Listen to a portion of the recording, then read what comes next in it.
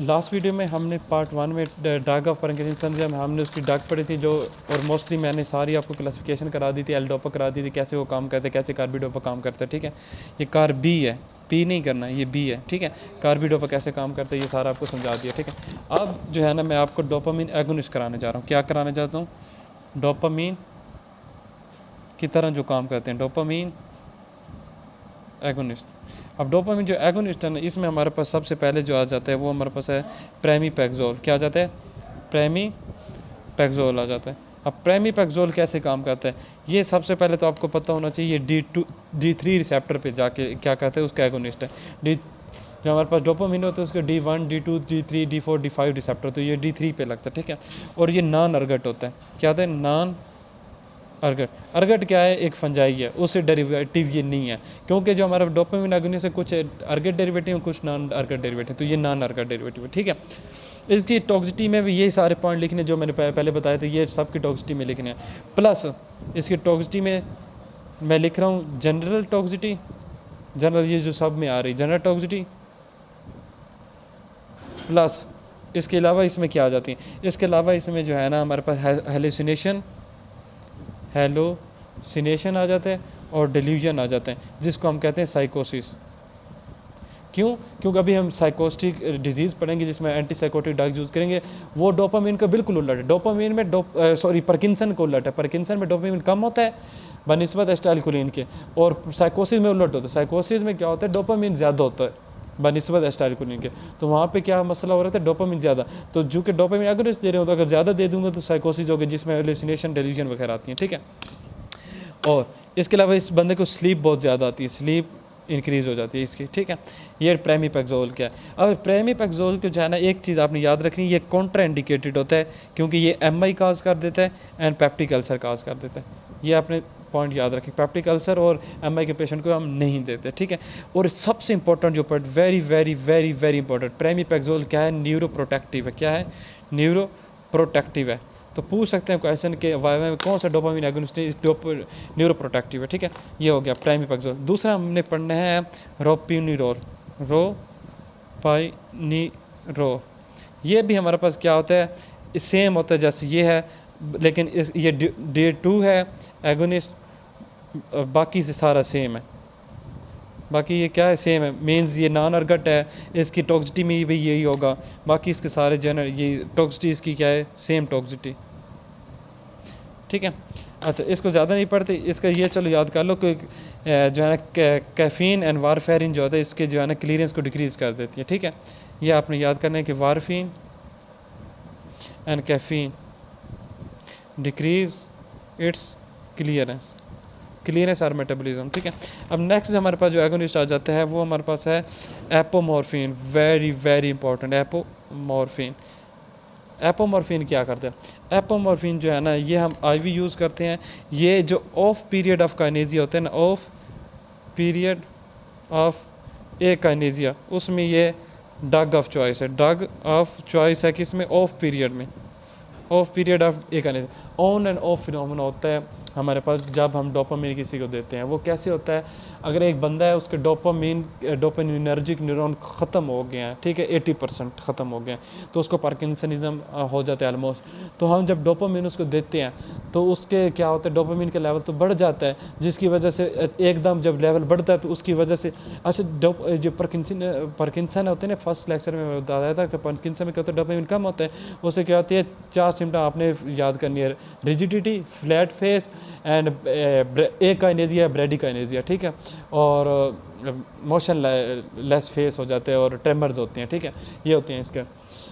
अब क्या होता है कि जनाब एक काइनेजिया या ब्रेडिकाइनेजिया पार्किंसन में होता है, लेकिन डोपामीन का लेवल जब ज़्यादा हो जाता है ऑन पीरियड में तो वो डिस्काइनेजिया प्रोड्यूस करता है। ठीक है, डिस्काइनेजिया। तो डिस्काइनेजिया कब होता है? जब ऑन पीरियड होता है। लेकिन जब जैसे ही चूँकि मैंने डोपामीन एगोनिस्ट दिया, लेकिन वहाँ से डोपामीन के जो न्यूरॉन है, डोपामिनर्जिक न्यूरॉन, उनका लेवल मज़ीद जब कम हो जाता है तो वो जो होता है ना वो जल्दी ड्रग अपने इफेक्ट ख़त्म कर देती है, तो ऑफ पीरियड शुरू हो जाता है, जिसमें हम कहते हैं कि वो एक काइनेजिया दोबारा आ जाता है। तो जैसे मैंने ड्रग दी तो उसका एक्सट्रीम इफेक्ट आएगा, जिससे डिस्काइनेजिया हो जाएगा। एक काइनेजिया ख़त्म होकर डिस्काइनेजिया, लेकिन वो जैसे ही ड्रग का अपना उसके ड्यूरेशन ख़त्म हो जाएगा तो उस वक्त दोबारा क्या हो जाएगा हमारे पास ए काइनेज या ब्रेडिकाइनेज जो कि पार्किंसन की सिम्टम है दोबारा रीअपियर हो जाएंगे, ठीक है। तो उस पीरियड में हम जगह चॉइस कौन सी होती है उसको प्रिवेंट करने की एपोमॉर्फिन होती है, ठीक है, ये आपने याद रखना है। इसके भी जो टॉक्सिटी है सेम है जैसे जनरल टॉक्सिटी है, ठीक है। इसकी टॉक्सिटी भी क्या है, वही जनरल टॉक्सिटी है। अच्छा, ये जनरल मैंने इसलिए पहले लेक्चर में आपको कराई थी क्योंकि ये सब में यही आ रही है, ठीक है, जनरल टॉक्सिटी आ रही है। अच्छा, इसके बाद हमारे पास ड्रग्स आ जाती हैं, वो आ जाती हैं हम रेटिगोटीन आ जाती हैं, ठीक है, ब्रोमोकैप्टिन और परकोलिड आ जाते हैं। अच्छा, इतनी ज़्यादा नहीं करते, आपको मैं सिंपल सी ये बता देता हूँ इनके नाम। रेटिगो टीन आ जाती है। रेटिगोटीन क्या होती है, हम डोपामिन एगोनिस्ट है जो कि हम ट्रांसडर्मल पैच फार्म में यूज़ करते हैं, ट्रांसडर्मल यूज़ करते हैं। इसका बस इतना आपको पता होना चाहिए। फिर हमारे पास एक और जो ड्रग आती है आपने याद रखनी है, इसमें हमारा ब्रोमोक्रिप्टीन क्या आ जाती है, ब्रोमोक्रिप्टीन। ये सारे एगोनिस्ट अभी हमने पढ़े, ब्रोमोक्रिप्टीन एंड परगोलिड। ये क्या है, ये अर्गिट है। बाकी पीछे हमने नॉन अर्गिट पढ़े ना डेरिवेटिव, ये अर्गिट डेरिवेटिव है। क्या है, अर्गिट है, अर्गिट डेरिवेटिव है। और इसके अलावा ये जो है पार्शियल एगोनिस्ट होता है, पार्शियल एगोनिस्ट होता है एट D2 पे पार्शियल एगोनिस्ट होता है। इसकी टॉक्सिटी भी वही होगी जिस तरह प्राइमीपेक्सोल थी, हेलुसिनेशन और जनरल टॉक्सिटी वगैरह का जो है ना कम्बिनेशन, तो ये इसकी यही होंगी।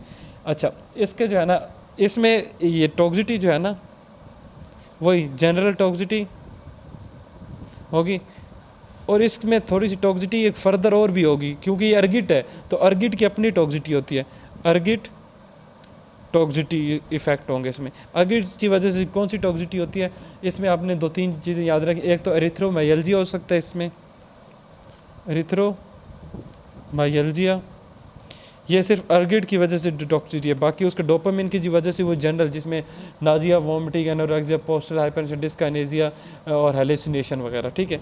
और इसके प्लस अर्गिट टॉक्सिटी में एरिथ्रोमाइल्जिया इसमें हो जाएगा, और इसमें पल्मोनरी इन्फिल्ट्रेशन हो जाती है। क्या हो जाती हैं, पल्मोनरी इन्फिल्ट्रेशन, ठीक है। अच्छा, ये हमने कर लिया। अब हम कहते हैं माओ इनहिबिटर। क्या कहते हैं, MAO inhibitor, monoamine oxidase enzyme inhibitor. ये हमने क्लासिफिकेशन में पढ़ा था फर्स्ट लेक्चर में। ये हमारे पास हमने पढ़ा था, 2 होते हैं, सैलिजिलिन और रेसाजिलिन होते हैं, ठीक है। ये आपने पढ़ना, इसका आपने याद रखना है। इसमें क्या होते हैं कि सैलिजिलिन होता है, रेसाजिलिन होता है, इसके अलावा सल्फीनामाइड भी होते हैं इसमें, सल्फीनामाइड, ये हमारे पास होते हैं माओ इनहिबिटर, ठीक है।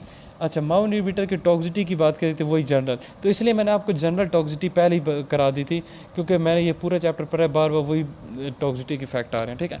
बस इसका आपको पता नहीं था यार, माओ इनहिबिटर एंजाइम होता है, माओ क्या कहता है उसकी माओ जाम क्या कर रहा होता है, उसको इनहिबिट कर, नॉर्मली माओ क्या कर रहा होता है, मेटाबॉलिज्म इन्वॉल्व होता है, हमने उसको मेटाबॉलिज्म को इनहिबिट करके उसके लेवल बढ़ा दिया, ठीक है।